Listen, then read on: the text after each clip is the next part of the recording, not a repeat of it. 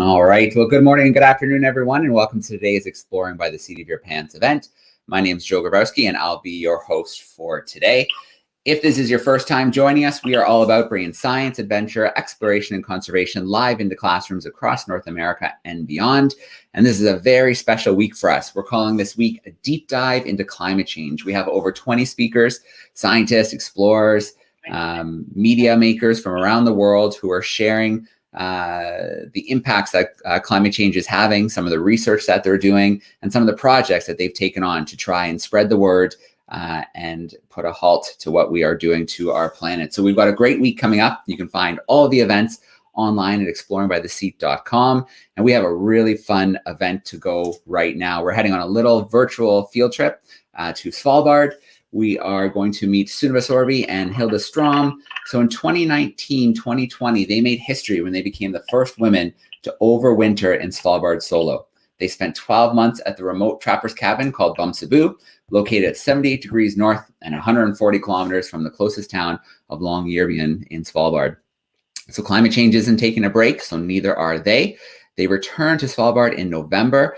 They've been overwintering and will head home in May 2021. It's a really exciting time right now because it was about a week or so ago that the sun first nicked the horizon after a long polar night of not seeing the sun. So they brought along with them a team of 10 global partners, and they are the bridge between science and global citizens to better understand climate change and why we all need to play our part. And they are serving as global citizens on an amazing array of different projects, from observing clouds to the auroras, flying drones to monitor ice, collecting phytoplankton and ice core samples, and they are building on a second year of data collection. So it is always exciting to have them joining us live. Hilde and Sunniva, they are joining us via satellite phone because they are so far north that sometimes we get a good connection, sometimes we don't. But we have the ladies with us now. How are we doing today? Hi, Joe and everybody. We're doing great. Thank you. So happy to be here. Yeah. Hi, everyone. All right. Well, it's absolutely amazing to have you with us. And we have a little bit of a treat as well. We've got a little PowerPoint with some images from what you've been up to. So we can share that in a little minute. But first of all, I'd like to hear a little update. How are things going at Bamsebu? Well, we have a calm day today, actually, and that's both a blessing and a curse. What we're noticing right now as we look out the little window is that the ice is really opening up. We had such heavy winds here, hurricane winds, and Hilde, you'll probably talk about this later, but we actually have to strap.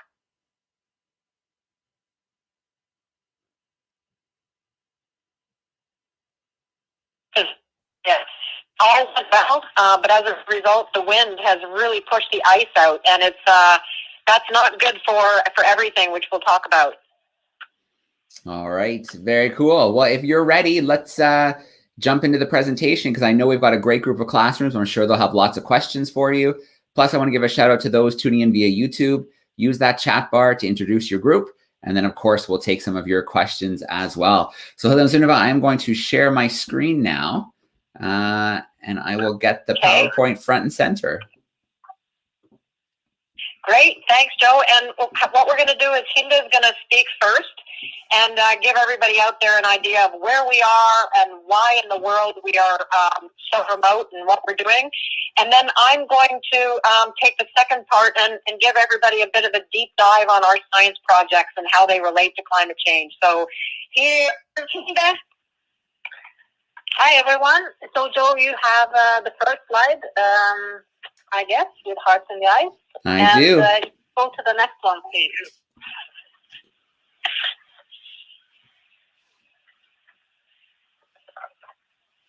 Yeah, we're ready for you. Are you on the blue one, Joe? Yep. Perfect.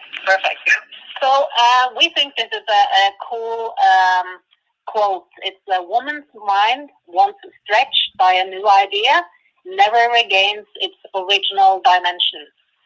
So it is a little bit about because we met in 2016, And I live up here at Svalbard, and I've been here for 25 years. The same thing with Sunniva. She has 25 years of experience in Antarctic. And we have really, both of us, experienced some huge changes in the climate, especially the 15 last years. And we came together in 2016, and we wanted to do something, and we created Hearts in the Ice. While we have been here, I mean, we left our jobs, and we actually also made history by being the first two women to stay here in a trappist cabin overwintering at Svalbard without men. So you can go to the next one, and this is who we are. We are two women that really wanted to inspire people and take people out of climate despair and into climate optimism. And this is our second winter, and we have actually been together for 11,000 hours. And it has, as today, 16 months. And you can see that Estra is there too. She's a Malamute, and she's very important for us. She has been our best friend through all these months. And you can also see what Sunniva is going to talk more about, all the science projects that we are having last year. We also have another one for this year that I'll talk a little bit more about after. So you can go to the one with me and Sunniva, slide 4. So as you can see, we have this is far up, close to the North Pole, and we have some severe weather up here. As Sunniva said, we just had a hurricane. This is an old trappist hut built in 1930, and it's fragile, I would say. It's uninsulated, and the two of us have had to handle everything. And the picture is taken just after we had a severe storm that ripped off our door, and we had to repair it. We have no one to ask for help. So to tell you a little bit how remote we are, you can go to the next slide, Joe. So there you can see, you can see the North Pole, and just below the North Pole, east of or to the right of Greenland, you see a small little island called Spitsbergen. That's where we are. It's in between the mainland of Norway, and so we're right in the middle of Norway and the North Pole. And you can go to the next one, please, Joe. So this is actually where we are. You can see the hut, and you can see the surroundings. You can actually also see 7 reindeers outside our hut, and a small, tiny little hut, which is sort of a little shed. It's to the right in the picture, and it's called Skarpsvin. So that's you can see how remote it feels to be here.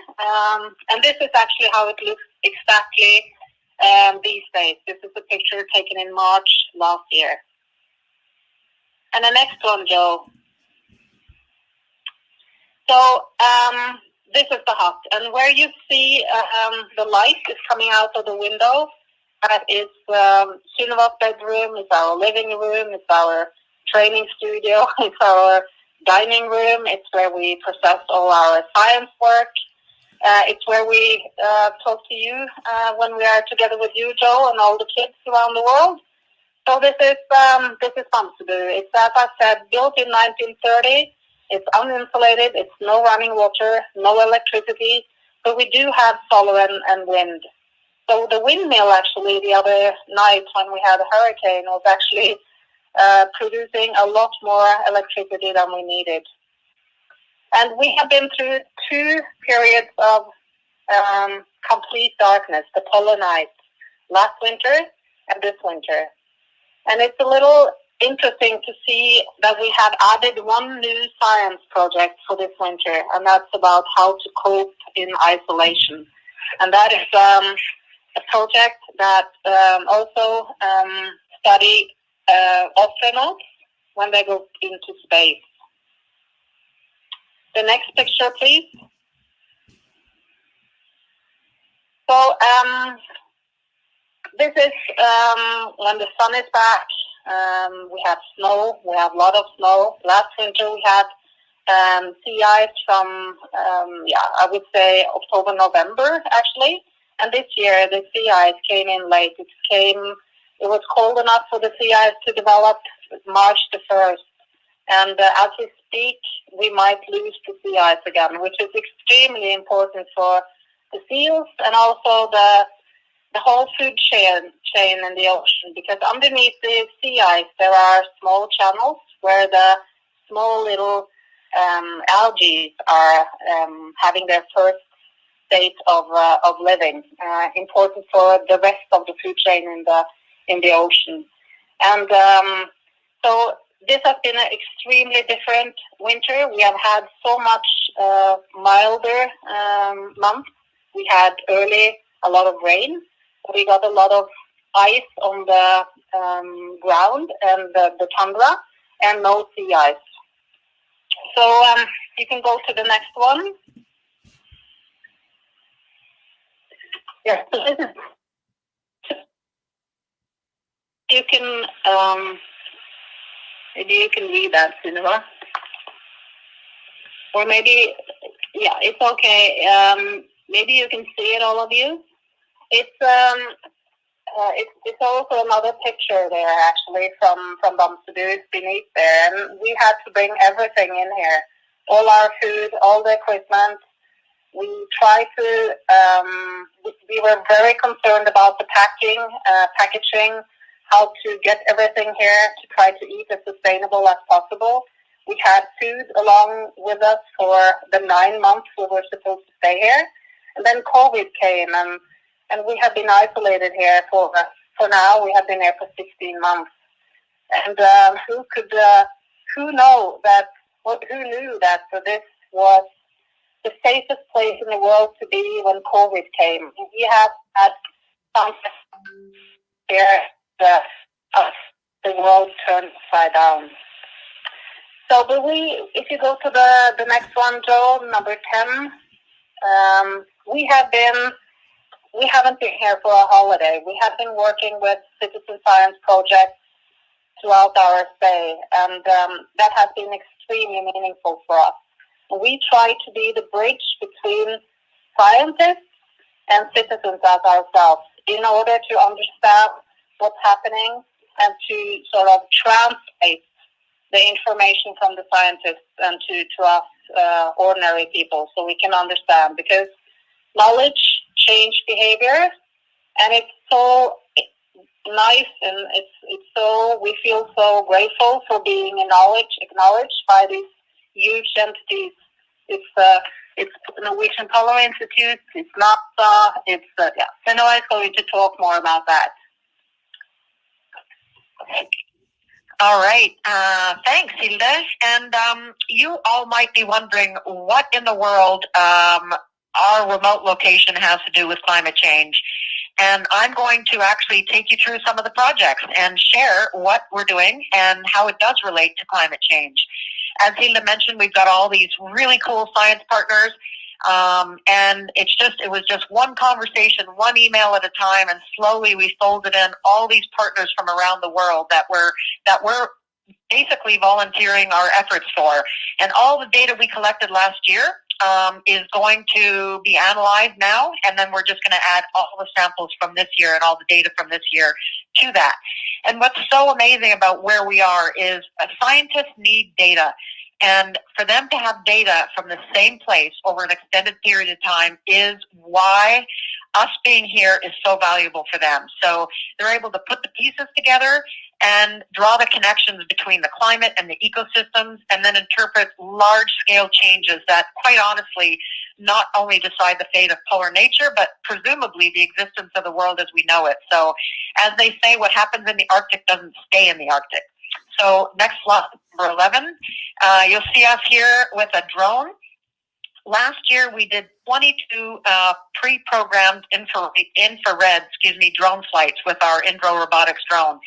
We flew it in the coldest temperature, minus 27, Celsius, and that might not sound like a big deal if you're calling in from northern Alberta, but I have to tell you, it is not easy to navigate equipment when it's that cold.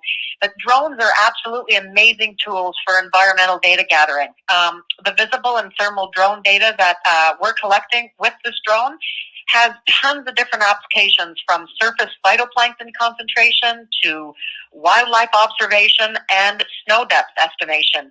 So we're doing this in conjunction with BCIT. They're based in Vancouver, Canada. And what's so cool about this infrared drone data is that they're able to take all these images that we send and create 3D maps that are one of a kind as they're captured over the course of several seasons. And this also adds value to understand and determine whether or not the drones can be used in harsh environments like where we are to gather data that's related to climate change. Next slide. We've got us doing ice core sampling, and last year we took 16 ice core samples for the University Center of Svalbard. The longest one was 81 centimeters. We measured one last week, and it was 30 centimeters at this time of year. Right now, and last year it was 60 centimeters at this time of year. So it's a really different year for sea ice, which affects absolutely everything: seals, polar bears, and everything. And what we do is we ride out onto the ice with our Lynx snowmobile, and we collect the ice core samples because what they're looking at are all the microscopic algae that grow inside the sea ice. And these are very specialized ice algae that grow almost without light, and they can bloom up to 2 months earlier than phytoplankton in the water column. And we'll talk about phytoplankton in a second. And this makes it really interesting for them because it's at the very bottom of the food chain. And sea ice is not solid like freshwater ice. There are all sorts of little brine channels, a network of these brine channels, and that's where the larvae hide, and they feed on the ice algae. So by losing sea ice habitat, we lose lots of different Arctic species that are only found up here. So next slide, you see us hunkered down over our prized 81 centimeter ice core sample, and also to the right there, all sorts of tools in our boat. We collected 16 saltwater samples and 10 phytoplankton samples for the Scripps Institute of Oceanography and Fjord Phyto. And phytoplankton are microscopic algae that drift in the oceans. They play an absolutely critical role in drawing carbon dioxide, that nasty, nasty thing in the atmosphere. They draw the carbon dioxide out of the atmosphere and contribute to over half of the Earth's oxygen, which is more than the trees and plants on land combined. So the thing that we can't see is responsible for more than half of the oxygen in our atmosphere. It's absolutely amazing. And phytoplankton stands at the base of the marine food web. They're, next to these little ice algae, or these little microscopic algae, are at the very base of the web, and their distribution and abundance are changing throughout the season as a result of a changing climate. So we want to understand them. We want to learn more about how they breed, and one way to do that is by sampling frequently throughout the season, which is what we've been doing, and how they change from month to month. We don't have the tools to do that. We leave that with Allison at Scripps Institute to take that in her lab and process. But we've been collecting also phytoplankton throughout the Arctic winter, which is something very few scientists have either funding or resources or the time to accomplish. So by doing this, we're actually contributing to a greater data set to help the scientists understand how the melting glaciers influence phytoplankton. Next slide. This is a kind of a cool image. And how would you react if you got a text message that said, ready to launch in 7 minutes? Which is exactly what happened last December. We became rocket citizen scientists for NASA. Where we are at Bamsebu, we had a clear view of scientific rocket flights from 2 Norwegian launch sites. And our key contact at NASA, Liz McDonald, who started a citizen science project called auroras, connected us with a team of international rocket scientists who were actually using artificial aurora to study the upper atmosphere from Norway. And we were in the best location to take time-lapse photography of the launch. And that's the images that you see there of the green. It's the barium gases. And it's hard to believe, but at 140 kilometers from Longyearbyen, we're 140 kilometers away from Longyearbyen, we are literally closer to space and the bottom edge of the beautiful aurora, which is 100 kilometers away, than we are to people. So it's a good thing that these researchers are studying our mental acuity for being here, because we might be very changed from all the magnetic aurora that we're experiencing here. Next slide. You'll see a polar bear print and two bears that we've seen. We have had 55 polar bear encounters last year. And we're doing wildlife observation also for the University Institute of Svalbard. And to observe species in an Arctic setting like we are is kind of difficult and very time consuming. But with us living in this trapper's hut, it's actually a natural fit for us. So we were able to observe polar bears and also collected a few polar bear poop samples. Kind of exciting for the researchers. Our largest polar bear was over around 600 kilos, and the closest one was about 2 meters away from us. And if that doesn't get your heart rate going, I am not sure what will. So recording our encounters with polar bears.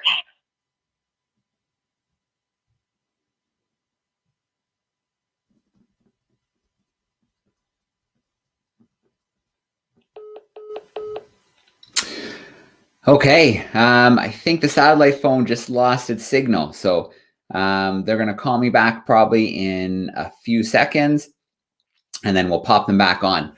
As mentioned, they are 140 kilometers from the nearest neighbor. They are close to the North Pole. It is not easy to connect from so far away, so let's give them a moment and see if they're able to call back. Here we go. All right, we got you back. Hey, sorry about that. It's those satellites. So I'm on the polar bear mom and her little cub. This female is called N26131, and it's one of the absolute most exciting encounters that we had last April when we saw her with her 4-month-old cub. They've been following her since, I want to say 2013. Is that right, Hilde? Since 2013. She has a tracking collar on her. We saw her again on July 13th, which is Hilde's birthday, but sadly she showed up in front of Bamsebu without her cub. So that little cute cub died, and we don't know how. And we've recently learned from Jon Orsch, our main contact at the Norwegian Polar Institute, that she's recently given birth to likely 2 cubs. So we're hoping we can spot them again in April, maybe in the same place as last year. So we'll go to the next slide. Us on the sat phone. This is how we're communicating with all of you, this white dish. We're also collecting plastic that washes up on the shore with the circumpolar current. We're also dissecting the stomach of dead fulmars for microplastics. They mistake the microplastic as a food source, and which this eventually makes them incapable of digesting food, and so they starve to death. It's very, very sad. And then the last, but not the least thing we're doing are cloud observations for NASA Globe Observer. We see the bottom of the clouds, and the satellites see the top of the clouds. And the combination of this, which we do timed with the satellite flyover, we've gotten a list of all the flyover times from Marilé, from NASA. And so we go out and do this to help them better understand how the clouds actually assist in the overall changes in our planet's climate. So that's a lot of information, but communication and our connection with you, Joe, over the last 16 months has been phenomenal, and it's really the heartbeat of what we're doing here. We've been able to connect with over 75,000 kids, and the world's out of balance, but with all of our participation, we'll be able to right the wrongs. And one way is doing what you're doing, Joe, through Climate Change Week and connecting everybody. So we're grateful for Marlink for helping us with all the data we have here for our satellite, because it doesn't come cheap. But we are, we'll wrap it up there, and maybe we could just use the last few slides if you have any questions for us, Joe, or as Q&A when we are ready for that. Yeah, absolutely. I have no doubt that we're going to have lots of questions from the students. We're just looking at a picture of an Arctic fox darting away. Have you seen any Arctic fox recently? Actually, it's funny that you're asking. We just heard him or her barking up in the mountainside here today, like all day actually. So it's a lot going on. It's probably time to find the other to find another follower fox and to breed, and it's about time to go into they keep their small little den open during the whole winter, and that's often a little channel into mud and rocks up in the hillside. All right, and so I've got the last slide up now here. So those tuning in, if you do want to dig a little bit deeper into Hearts in the Ice, you can visit their website, heartsintheIce.com. If you visit our website, exploringbytheseat.com/Hiti, H-I-T-I, you will find all the events we've done since November when they arrived at Bamsebu. We have done some incredible events with experts from all over the world, tackling all kinds of important subjects. And within the next day or so, we'll be announcing the speakers for April and May, and you'll want to keep an eye on that. We have some really fun and exciting speakers coming up in April and May. You won't want to miss that. Okay, I'm going to come back from the screen share, and we're going to get a little Q&A action going with our classrooms. So just bear with me while I come back. There we go. Okay, let's get started. Let's see. Let's go to, we've got Alberta. Let's go to Alberta. We've got fifth graders joining us in Calgary. It's Metternach's group. Let's bring them into the call. Looks like a nice group. How are we doing, Calgary? Did you hunt any animals when you were there?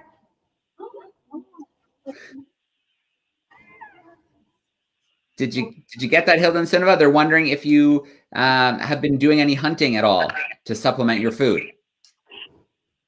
Yeah, that's a great question. Actually, we did. When we came here in 2019, it's almost 2 years ago. Since I'm a resident on Svalbard, I get to hunt the reindeer every summer. So we hunted the reindeer together, and so we brought a reindeer, which has lasted almost until now. And we did a lot of fishing. We have cod in the ocean here.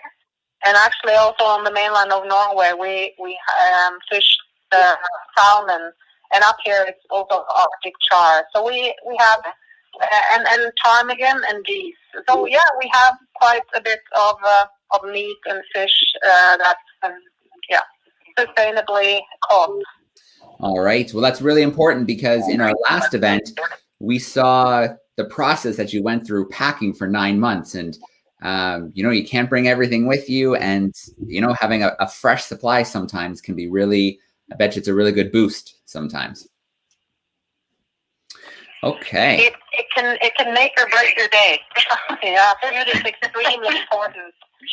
We can't go to any store and get anything, so we had actually in that video you showed, Joe, in our last event with Eat,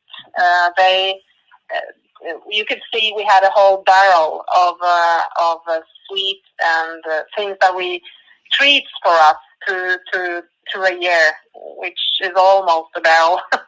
But it's important to have some sweets. Well, fingers crossed that the sweets hold out at least until May. All right. Yeah. Miss Finn's class joining us in Ontario, some grade 5-6 students. How are we doing, 5-6s? There they are. All right. Hi. Thank you so much. We do have a question for you. The question from one of the students is, how do you get the supplies you need to survive?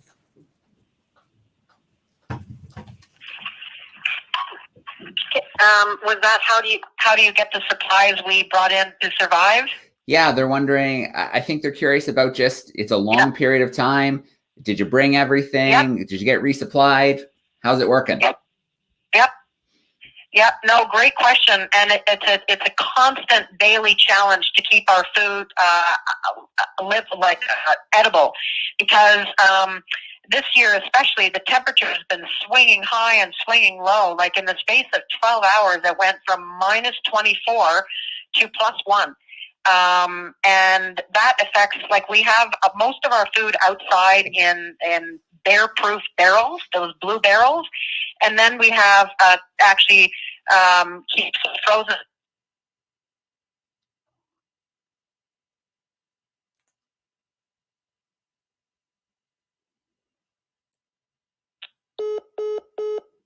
Oh, we're going to have to take a moment. Looks like the connection went down. Let's give them a minute to call us back. So they were just talking about how difficult it is. You know, there's no fridge when the temperatures can swing so much from like -24, and then by the next day it's +1. It makes it really easy or difficult to keep the food fresh and usable. But here we go. All right, you're back. Hey, we're back. I'll just wrap up the food question.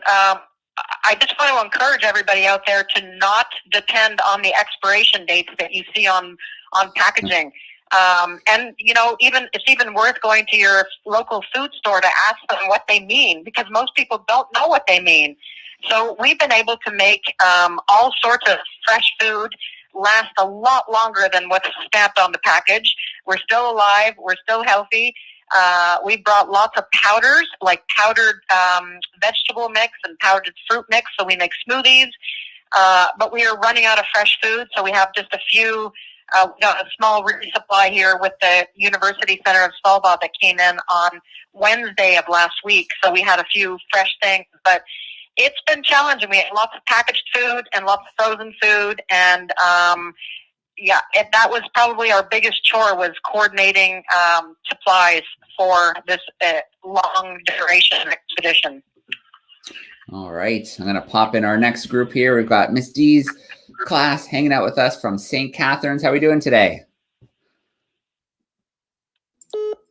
Oh, there we go. Sorry, I had to unmute. I always forget to unmute. We are doing great. I've got my grade 3 virtual class watching. Excellent. Hey, everyone. We're very happy to be here. We have quite a few questions, but and they're calling from the virtual space. Let's all just mute, guys. Our question is, well, we have quite a few. Let me find. Have you ever been hurt up there? And what happens if you do get hurt? There's not a hospital around. You guys are delivering awesome questions to us. We have had a few injuries. We've had a few burns. But you know what? For all of the really extreme heavy lifting we've been doing, and using a chainsaw for wood, and operating in the cold, we are, knock on wood, very, very lucky that nothing major has happened. But what we have here next to us is this big orange telemedicine kit from Marlink, and we're able to open up the lid, and in there's a blood pressure cuff and oxygenation, and we're able to connect directly via satellite with our doctor should anything go wrong, and have a live consultation. And it's a really, really interesting little thing that we're hoping can be used maybe in remote communities in Arctic Canada, for example, for people who have very little access to, live medical care, which we're living in a day where a lot of you can't maybe go to the hospital for an appointment. So having access via satellite is probably what you're doing if you have regular internet. But this kind of telemedicine kit's pretty cool. Should something go wrong, we're able to at least talk to the doctor. And we have a helicopter. If something life-threatening happened, we would call the helicopter in Svalbard, and then in 2 hours they could come here and get us. That's the only way that anybody can get in right now. Okay. All right. Great questions from our classes so far.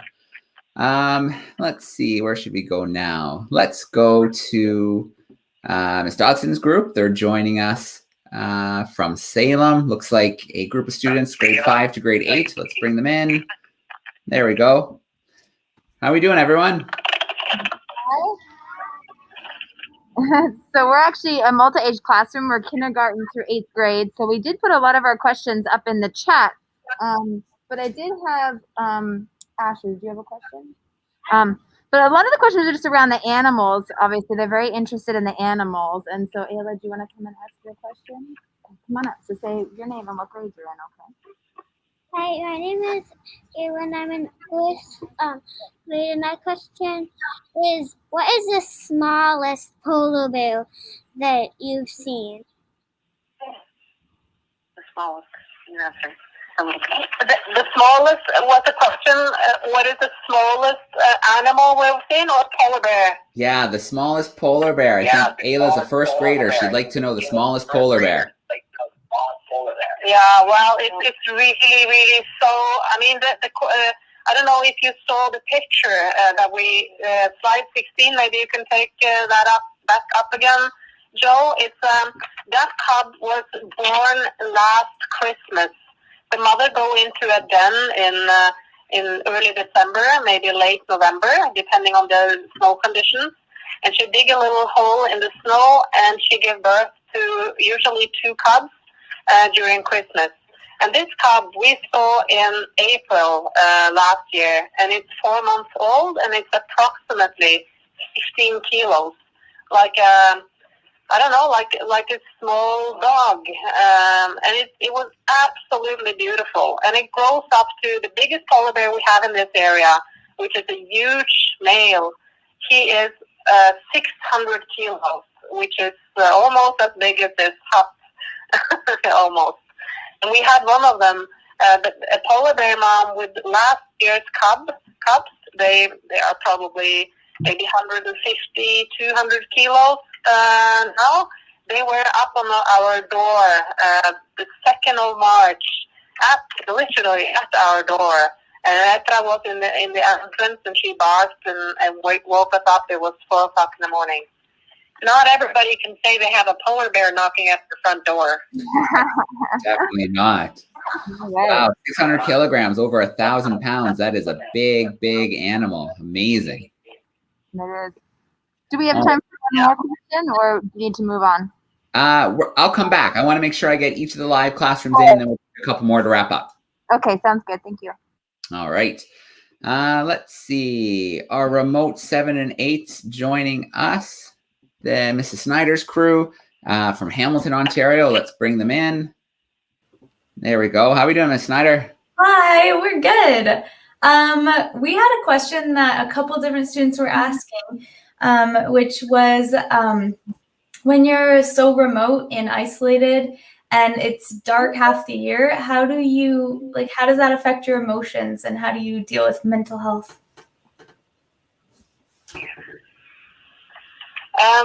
Didn't hear that. I heard emotions. Joe, can you repeat? Yeah. So, being so isolated, the polar night, what are some things you do for your mental health and to cope with your emotions?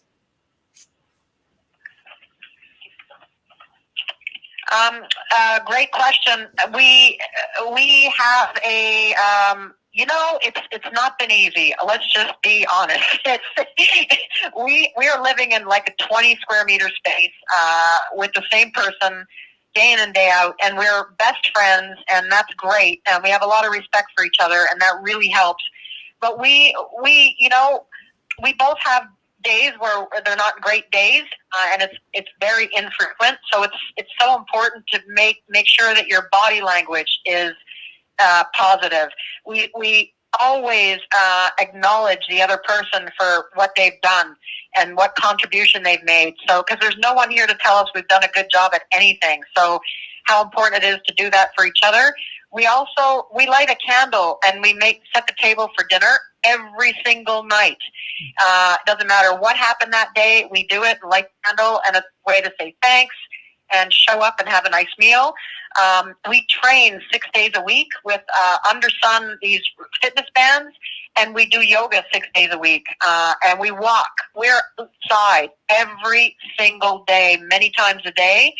And I think that's probably one of the things that has been the biggest gift in our mental health is our connection to the natural world that we're living in. And we, regardless of a bad storm day or anything, we go outside and we find a rock to sit on and just stare if it's calm enough, or even if it's not, we sit and stare. We're always taking pictures. We listen to music. We chop wood. We chop ice. We stay really busy. And you know what? Honestly, being on the phone call with all of you, it gives us purpose and it gives us meaning. And this actually does really help with our mental health. So, like talking to Joe when we do on these phone calls are an absolute highlight for us because the phone doesn't ring. There's no Netflix here. We have no stimulation except what's natural around us. So, yeah, pretty amazing experience. All right. Very cool. Well, we've hosted a lot of events over the last 2 years, and I think that's the first time I've heard the candle story that you make that. Yeah, I'm pretty sure it's the first time I've heard that story. That's very cool. Every day. Yeah, that's so important. And gratitude has been so important for us, as Sunniva said, that we really acknowledge each other and everything we do here. We need each other, and I'm sure that you guys out there are so isolated, maybe in just an apartment or a small house with your siblings and your parents. It's tough, but it's important to be grateful for what we have. Yeah, absolutely. Auburn, Alabama, they're joining us virtually, and they sent in a question. With all the science projects that you're doing, was there any special training before you headed out on expedition? The answer to that would be a resounding yes. And we're not scientists, but we're citizen scientists. And every single one of these projects, and great question, by the way, every single one of these projects that we're doing has very specific instructions and protocol to follow. And you can't just willy-nilly go out there and drill an ice core sample and bring it back in a plastic bag, throw it in a little container, and send it back to the university center in Svalbard. Everything has to be mixed with certain concentrations. Salt in these little syringes. You have to wear surgical gloves and handle these filters. I mean, everything required some pre-advanced training, but it's not rocket science. It's something, every single thing that we're doing here is something that every single one of you on the phone call could be doing. You just follow the instructions and maintain a certain set of, safety around the projects and handle all of the goods that you collect with gentle care and preserve it according to the instructions. It's been really gratifying for us. All right. Well, as promised, we do have some time for a few more questions. So if your group has another question, give me a wave and we'll work in a few more questions before we leave Svalbard today. It's really cool to be able to connect somewhere so far away.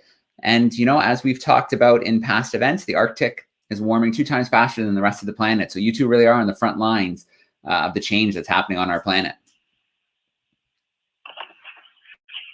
Yes, absolutely. That's true. It's the temperature rise in the Arctic happens 4 times faster than anywhere else on this planet. And so what's happening up here is eventually happening all over the world. It's just more visible up here, and things happen faster up here. Yep. So Miss Finn's class, I saw some waving. Do we have another question from Miss Finn's class? Yes, we do. We have another question. This is so interesting. We've got lots, but we'll just choose this one question. What made you interested in this kind of work? So I think maybe the students are thinking about their future and when they become adults, would you recommend this kind of work to young students in grade 5 and 6 when they become adults?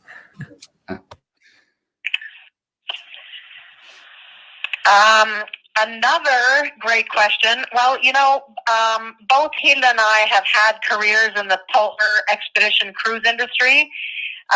Most of my work was in Antarctica, and Hilde's was in the Arctic. And when we met, we decided to create Hearts in the Ice because of all the changes we're experiencing. So, if there's a red thread between our lives, both of us, and then what we met and the life that we're living up here with the citizen science and the educational piece, it is to follow your passionate interest. And, that is so very individual for everybody. I followed initially a career that my parents wanted me to follow, and there's a lot of pressure from others to do what they think is best for you, but no one on the planet knows what's best for you more than yourself. And so education is really important. Schooling is so important, and keeping yourself active, like not just physically, more mentally. Keep yourself passionately engaged with curiosity around our natural world, and ask questions, because science understands everything to a point, but there's so much even that the scientists don't know. So if there's something that any one of you are interested or curious about, you can bet that you will be valuable in that career line for existing research and science that's being conducted. So I hope that answers your question. All right. Let's see. I think I saw some waving in Calgary. Yeah. How old are the polar bears? The mother polar bear? Okay. If you heard that, do you know the mother polar bear? Did Jan know how old she was? The one you've been tracking? Yes. She is 17, or is it? I think she's 17 years old now, and she's about maybe the last or second last or even third last year where she is able to give birth to cubs. So she's really a grown-up polar bear, but she could become 25 years maybe at least. So, yeah. All right. Oh, looks like we just lost the signal. Hopefully we can get them back and squeeze in one or two more questions before we wrap up today. Miss D, I'm coming your way. I saw you waving backstage. So we'll just give them a moment to call us back, and then we'll hit Miss Dodson's group, because I think I see someone waiting to ask another question. So we'll give them a minute. Hopefully they can connect with us one more time. There we go. Okay, I think we got you back, and I was just bringing in Miss D to ask us a question from her group. Hello again. We have so many amazing questions. I wish I could ask them all. But one that sort of stands out is, are there a lot of storms there? And if so, do you deal with avalanches? What happens to your housing? Have you lost your housing? Do you have to rebuild it? That's what we're kind of focused on. Can you please repeat that, Joel, for me? Yeah, absolutely. So they're wondering about the storms. Do you have a lot of storms? Things like avalanches a risk? Has there been damage to Bamsebu?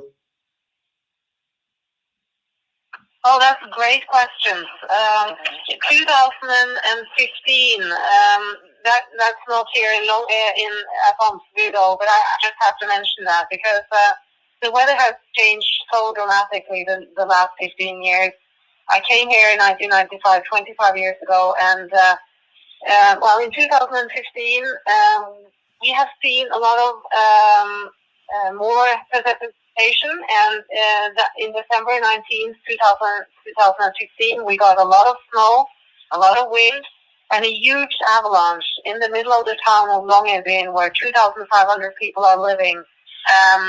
An avalanche took 12 of my neighbor houses, and I was home. We were both home, my husband and I, and it was devastating. A 2-year-old died, and a 43-year-old man died, and 19 people were buried inside their houses in that avalanche. So we have seen more violent weather, and me and Sunniva have been experienced at least 3 hurricanes. And this is an old trapper's cabin built in 1930. It has been lasting for all these years and all these hurricanes and storms. So we actually had to strap down the roof, Sunniva and I, last Wednesday because a huge hurricane was expected. And we've had some really scary moments, so much sound inside the house. It's so old, this house, and we never know when the roof is going to take off. So we strapped down with large webbing, and we strapped it down, and the roof is still here. So, but yes, we've seen some really big changes in the weather. All right. Let's bring in Miss Dodson's crew. Miss Dodson, do you guys have another question for us? Hi, my name is Asher. I'm in 8th grade, and my question for you is, when you've been observing the phytoplankton up there, what trends have you noticed, and how do you think that could influence how we think and approach climate change as an issue in the whole? Can you repeat that, please, Joe? Yeah, absolutely. So with the phytoplankton you've been observing, have you noticed any trends? More or less phytoplankton? And then how can how can those trends apply to how we look at climate change? Great question. So we're collecting the phytoplankton and saltwater samples, and we also use a CTV castaway that measures temperature in a vertical column. But we don't process the phytoplankton ourselves. We actually keep everything in these little test tubes, and we sent it to Alison Kuzik at the Scripps Institute of Oceanography in La Jolla.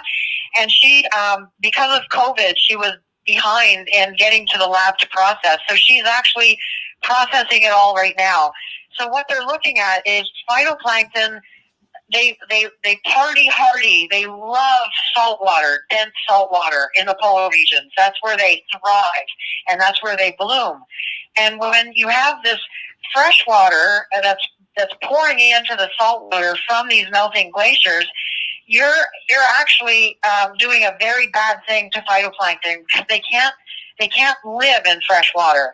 So what they're looking at in the Arctic and the Antarctic with Fjord Phyto, which is a citizen science project, they're looking at the concentrations of phytoplankton over time. So we're really excited when we leave here in May to be able to give Alison more of our samples and then have her measure the data sets from when we arrived in September of 2019 to May 2021. So we don't have the answer to the question on what we are seeing, but they do know from what they've been studying up to now that it's, being the microscopic algae that's responsible for all that oxygen in the atmosphere, we need the phytoplankton. And if the phytoplankton are changing because of their environment changing, there's trouble.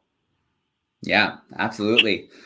So good stuff. It sounds like we've got to stay tuned. She's working on year 1 samples, the year 2 samples. Hopefully you can get in her hands in the next few months. And like you mentioned earlier, it's exciting to be somewhere so remote and collect 2 years worth of data. So I think that's probably something that has Alison pretty excited. Thank you. All right, great question. She is, I think that they're, yeah. Okay, well, Hilde and Sunniva, as always happens, the time just flies by, and it's time as we get towards the end of our call today. In a minute, I'm going to let all the I'll pop the groups back in so they can say a quick goodbye and thank you. But I just have to say another, huge shout out. Thank you so much for the work you're doing. And thank you for joining us during this big week, this deep dive into climate change and sharing your perspectives and the citizen science work you're doing. Well, Joe, thank you. It's just an absolute pleasure. And you are such an inspiring role model for us that give us an opportunity to be the bridge between what we're doing here and the classrooms out there. So we want to actually give a big shout out for April, which is Citizen Science Month. So all of you on the call, go check out scistarter.org and pick a project and get curious and get engaged and participate. We need you. All right, so SciStarter.org. Check that out and see if there's a project that you can engage with your classrooms. I'm going to bring the groups in. If you want to do a nice big goodbye and thank you.